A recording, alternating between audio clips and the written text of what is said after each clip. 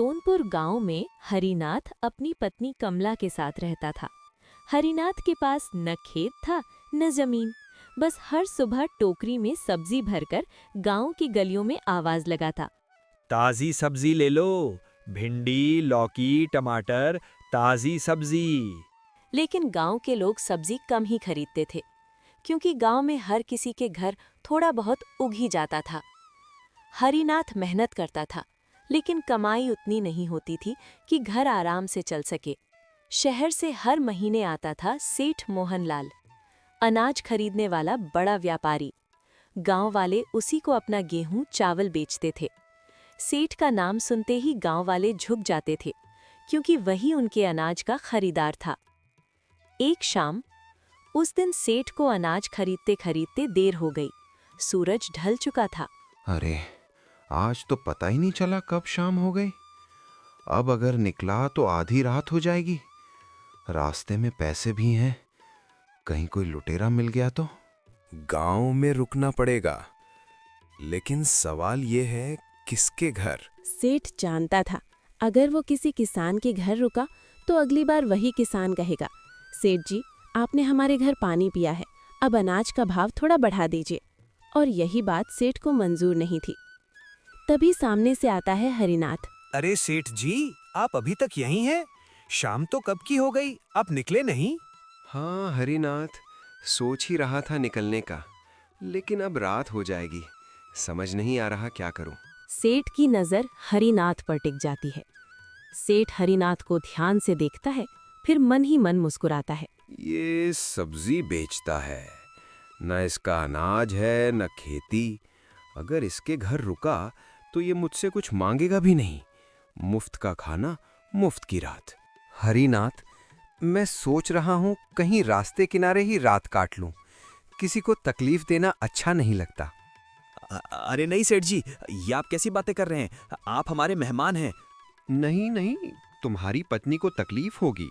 अरे सेठ जी, कमला बहुत अच्छी है, उसे कोई दिक्कत नहीं होगी। आप मेरे घर चलिए। हमारा घर छोटा है, लेकिन दिल बड़ा है। हरिनाथ के साथ सेठ उसके घर पहुंचा। हरिनाथ की पत्नी ने सेठ का स्वागत किया। आइए सेठ जी, मेहमान को भगवान मानते हैं। कमला बिना सवाल किए रसोई में लग जाती है। घर में जो था वही सेठ की थाली में परोस दिया जाता है। सेठ पेट भरकर खाता है, नरम बिस्तर पर सो जाता है। जिस घर में खुद के लिए चीजें कम थीं, वहां सेठ को कोई कमी महसूस नहीं हुई। अगली सुबह सेठ कहता है, हरिनाथ, तुम बहुत नेक आदमी हो, तुम्हारा एहसान मैं कभी नहीं भूलूंगा। अरे सेठ जी, एहसान वहसान कुछ नहीं, आप सुरक्षित पहुंचे, बस यही काफी है। लेकिन हरिनाथ को क्या पता था, जिस इंसान को उसने भगवान मानकर घर में बैठाया, वही इंसान एक दिन उसकी जिंदगी का सबसे बड़ा दर्द बनेगा। उस रात के बाद सोनपुर गांव में सब कुछ वैसा ही था, लेकिन एक चीज बदल चुकी थी। अब सेठ मोहनलाल के दिमाग में हरिनाथ का घर बस चुका था। कुछ हफ्तों बाद मोहनलाल फिर सोनपुर पहुंचा। अनाज खरीदा, भाव दबाया और देखते देखते फिर शाम हो गई। आज तो कोई सोचने की जरूरत ही नहीं है, सीधे हरिनाथ के घर चलूंगा। खाना भी मिलेगा और सोने की जगह भी। सेठ बिना इधर उधर देखे सीधे हरिनाथ के घर पहुंच गया। अरे हरिनाथ, आज फिर देर हो गई भाई। अरे सेठ जी, आप आ गए। आइए आइए, अंदर आइए, बाहर क्यों खड़े हैं? हरिनाथ के चेहरे पर वही अपनापन था, वही सच्ची मुस्कान। कमला दरवाजे के पास खड़ी थी। उसकी आंखों में मुस्कान कम और सवाल ज्यादा थे। फिर आ गए, अब तो पूछना भी जरूरी नहीं समझते। बहुत भूख लगी है कमला बहन, आज कुछ जल्दी बन जाएगा ना? हाँ, जरूर बन जाएगा। कमला चुपचाप रसोई में चली जाती है।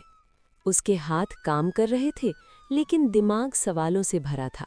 हमारे पास खुद के लिए पूरा नहीं होता, और ये है कि बिना पूछे चले आते हैं। ना कभी मदद, ना कभी पूछना कि घर कैसे चलता है। अरे कमला, मेहमान हैं, बेचारे रास्ते में फंस जाते हैं। बेचारे? गांव में और भी तो घर हैं, वो उन्हीं के घर क्यों नहीं जाते जो उनसे अनाज बेचते हैं? क्योंकि वहां रुकेंगे तो भाव बढ़ाना पड़ेगा, और हमारे यहाँ रुकते हैं क्योंकि हमें कुछ देना नहीं पड़ेगा। हरिनाथ चुप हो गया। वो सच समझ रहा था, लेकिन मानना नहीं चाहता था। तुम गलत सोच रही हो। सेठ जी ऐसे नहीं है। सेठ पेट भरकर खाता है, आराम से सोता है। जिस घर में मालिक भूखा सो जाए, वहाँ मेहमान का पेट भरना सबसे बड़ा त्याग होता है। हरिनाथ, तुम लोग तो मेरे अपने हो गए हो। लेकिन ये अपनापन सिर्फ रात तक का था। ये सिलसिला चल पड़ता है। अब सेठ का ठिकाना तय था। कभी पूछना, कभी इजाजत, सब खत्म। अब वो हुक्म देने लगा था। हरिनाथ, आज बहुत तेज भूख लगी है। अपनी पत्नी से कहो जल्दी खाना बनाए। अब बहुत हो गया जी, ये हमारा घर है या धर्मशाला? इनके लिए ही जन्म लिया है क्या हमने? शांत हो जाओ कमला, भगवान सब देख रहा है। लेकिन भगवान की परीक्षा अभी खत्म नहीं हुई थी। कमला के मन में शक पक्का हो चुका था और हरिनाथ अब भी इंसानों को भगवान समझ रहा था। अब सवाल ये है, जब हरिनाथ को खुद जरूरत पड़ेगी तो क्या सेठ मोहनलाल उसके लिए भी दरवाजा खोलेगा? सुनिए जी, हमें अपने भविष्य के बारे में सोचना होगा। हमारी मेहनत का कोई मोल नहीं है यहाँ। गांव में सब्जी कोई खरीदता ही नहीं। आप शहर जाइए, वहाँ लोग रोज सब्जी खरीदते हैं। वहाँ मेहनत की कद्र होती है। लेकिन शहर दूर है, रात हो गई तो कहाँ रुकूंगा? मोहनलाल सेठ के पास हमने उनकी बहुत मदद की है। देखते हैं जब आपको जरूरत पड़ेगी तो वो क्या करते हैं। वो मना नहीं करेंगे कमला। अगली सुबह हरिनाथ सब्जियों की टोकरी लेकर शहर की ओर निकल पड़ा। शहर में सब्जी हाथों हाथ बिक गई, लेकिन सूरज ढल चुका था और हरिनाथ सेठ मोहनलाल के घर पहुंचा। मैं सोनपुर से हरिनाथ हूँ, सेठ जी से मिलना है। दरबान अंदर जाकर सेठ जी से। सेठ जी, एक हरिनाथ नाम का आदमी आपसे मिलने आया है। अरे वो सब्जी वाला, कह दो घर पर नहीं हूं, और हाँ, किसी गरीब को अंदर मत आने देना। सेठ जी आपसे नहीं मिलेंगे, आप चले जाइए। एक बार नाम तो ठीक से बताइए। साहब, सेठ घर पर हैं, बस आपको अंदर नहीं बुलाना चाहते। हरिनाथ की आंखों में आंसू थे, लेकिन आवाज नहीं। अगली सुबह हरिनाथ चुपचाप गांव लौट आया। मैं जानती थी सेठ हरिनाथ ठीक आदमी नहीं है। अब सवाल ये है, जब वही सेठ फिर सोनपुर आएगा तो क्या हरिनाथ उसे अपने घर में घुसने देगा? सोनपुर गांव, मिट्टी की वही खुशबू, वही कच्ची गलियां। लेकिन हरिनाथ अब पहले जैसा नहीं था। चेहरे पर शांति थी, पर आंखों में अब भरोसे की जगह एक चुप सवाल था।